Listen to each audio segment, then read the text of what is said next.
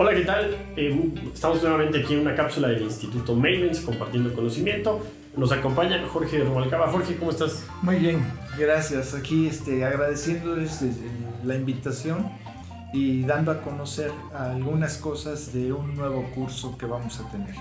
El maestro Jorge Rubalcaba es abogado, además tiene conocimientos en pedagogía jurídica y es experto en temas de derechos humanos. Incluso ya lo hemos tenido dando algunas pláticas y el día de hoy hablaremos sobre la presunción de inocencia desde esta perspectiva. Jorge, ¿qué entendemos primero que nada sobre la presunción de inocencia? ¿Qué es este concepto? Bueno, es un concepto básico, es el concepto primordial del sistema penal acusatorio y oral que nos está rigiendo actualmente. Pero desgraciadamente pues se ha tomado como una mera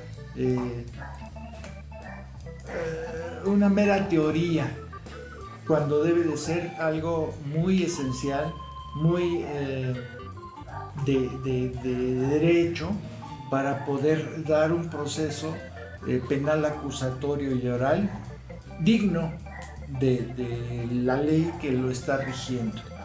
Decías ahorita, ¿no? Es algo propio del sistema.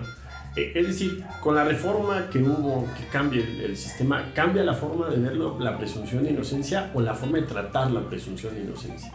Tanto la forma de verla como la forma de tratarla es como debe de funcionar. Pero desgraciadamente en pocas ocasiones se le da la importancia debida dentro del proceso penal acusatorio. Empezando por la prisión preventiva oficiosa, ¿no? Claro.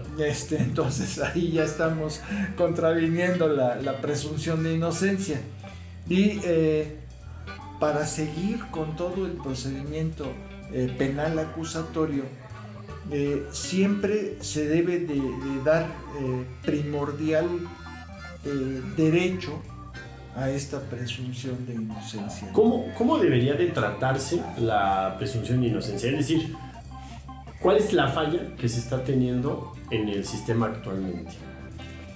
La falla está precisamente tanto en el fiscal como en el juez, de dar puntos de vista a priori en un juicio y manifestar, aunque sea implícitamente, la presunción de culpabilidad en el imputado y no la presunción de inocencia. Las leyes dictan que se debe de presumir inocente a un inculpado hasta que no se haya dictado sentencia condenatoria y ésta haya sido ya tomada como firme. ¿Sí? ¿Tú qué opinas de los casos de excepción, como decías, ¿no? La prisión preventiva oficiosa, que la Constitución incluso habla de esto? Pero ¿tú qué opinas en estos casos de alto impacto, como el secuestro, como el feminicidio, como estos delitos que resultan ser tal vez más graves que otros? ¿Ahí debemos hablar de la presunción de inocencia con un diferente tratamiento o tampoco? Desde luego que sí, hay que verla con la presunción de inocencia, pero bueno, la prisión preventiva oficiosa en estos casos puede ser justificada. Y la prisión preventiva sí debe de existir, pero siempre y cuando sea justificada y sea necesaria en cada uno de los casos. Entonces, se debe de ver cada caso en particular para poder aplicarla. Okay. Y no aplicarla por default en muchos delitos, ¿no? Claro. Sí, claro. Y en este sentido, porque la presunción de inocencia es un valor jurídico, ¿no? Sí. Pero también tiene un valor social. ¿Qué papel juega la sociedad para señalar a una persona como inocente o culpable? Bueno, es una excelente pregunta porque la sociedad aquí tiene muchos prejuicios.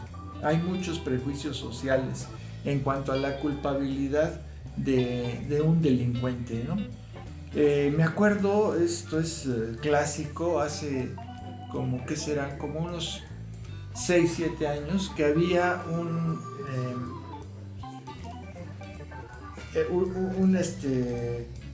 anuncio de un partido político donde decía que se pudran en la cárcel. Sí. ¿Sí? La pena en un delito empezó, así es como empezó a nacer, como un sentido de venganza. Claro. De venganza social.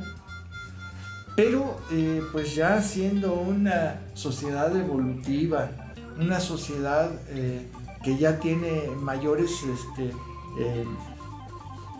formas de evolucionar psicológicamente y socialmente, debe de tener valores bien firmes para poder dar una aplicabilidad de la justicia y de lo que son las leyes, ¿no? Claro. ¿Sí?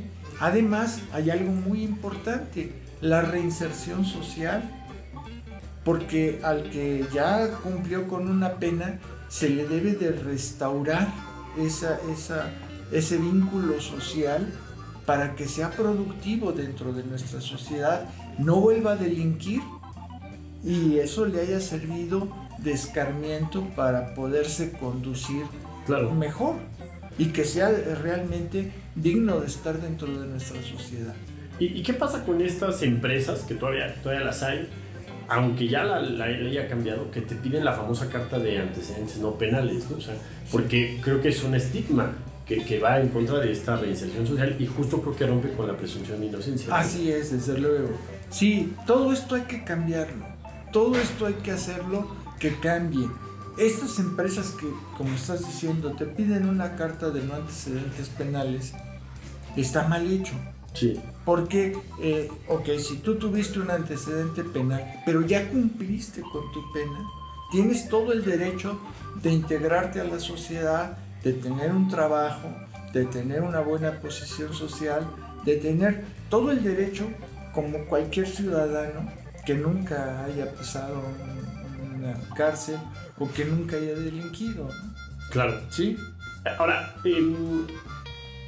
esta información me parece que es sumamente jurídica, es un tema muy técnico. Sin embargo, hay mucha gente que tiene una persona privada de la libertad o que está llevando un proceso. ¿Tú qué consejo les das? O sea, ¿dónde podemos leer, dónde podemos aprender de esto, digamos, para la gente que no sabe de derecho? O sea, ¿cuáles son estos derechos a los que tengo sobre la presunción de inocencia? Bueno, mira, al público en general, a la sociedad en general, lo que se le puede recomendar es irse familiarizando. Por ejemplo, los 29 primeros artículos de nuestra Constitución Política pues nos hablan de los derechos humanos. Si no se llegan a comprender en su totalidad, si no sabemos identificar cada uno de ellos en los diferentes artículos que nos lo muestran dentro de nuestra Constitución, que es la máxima ley que tenemos aquí en nuestro país, sí ir consultando un abogado, ir viendo cómo nos familiarizamos con ellos, eso va a servirle mucho a cualquier persona, a cualquier ciudadano, porque puede llegar ante una instancia donde va a pedir una licencia o donde va a hacer un trámite ante una determinada autoridad. Si sabe esos derechos humanos, si los conoce y los sabe aplicar, lo van a poder atender mejor. El trámite tal vez lo va a hacer más rápido. Todo va a funcionar mejor. Pero eso es lo de menos. Claro. Sí. Socialmente con los que se está llevando, con los que está tratando, con los que está interactuando socialmente, se van a enriquecer de ese conocimiento que él ya obtuvo. Claro. ¿Sí?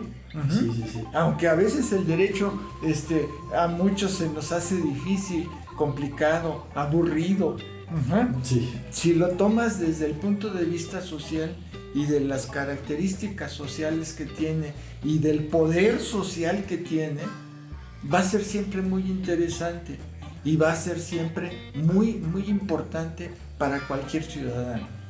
Que hablando de esto, bueno, Jorge estará impartiendo un curso 8 y 10 de agosto en el Instituto Mavens. Más o menos, ¿qué vamos a ver en este curso?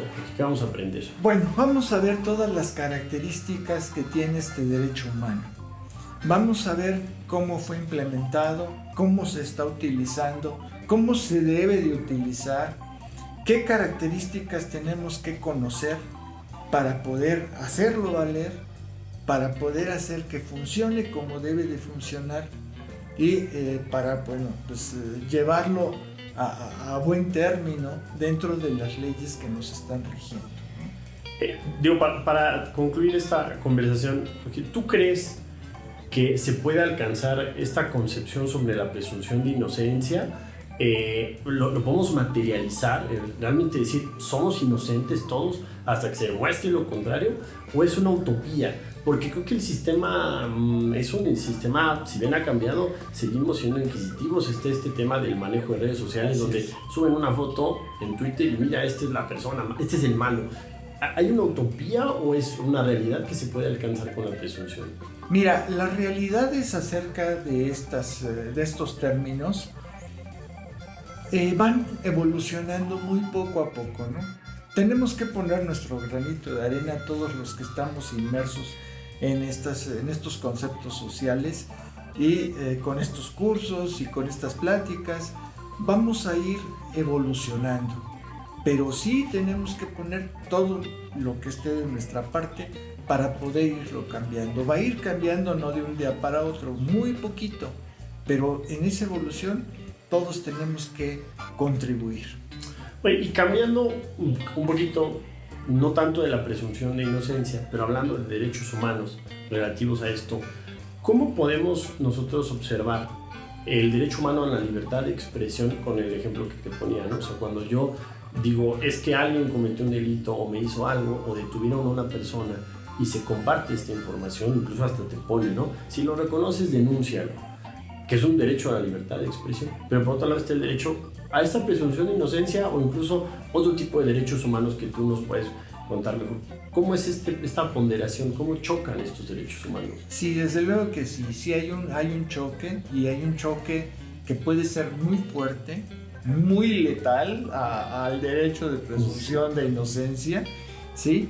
Pero debe de haber una conceptualización del derecho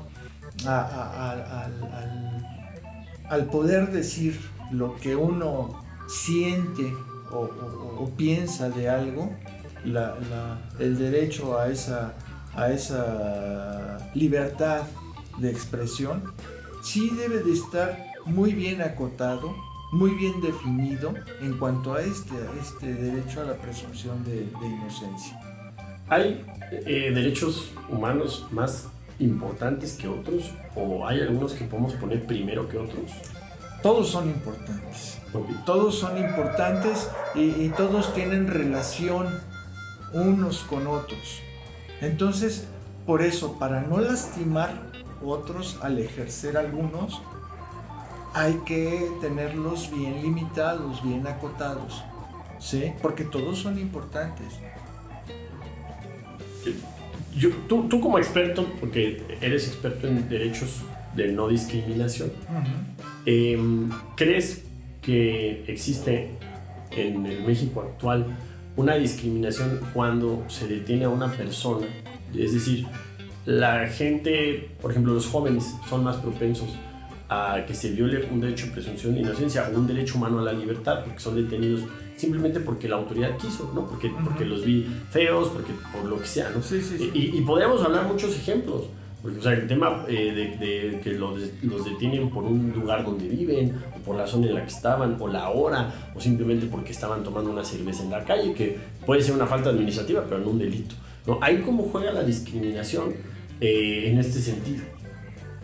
Sí, mira, la sociedad ha ido poniendo estigmas a muchos sectores de la población, como tú dices, los jóvenes, la manera de vestirse, la manera de comportarse, el lugar en donde viven, la hora en la que están en una vía pública, el lugar en donde están, ¿no?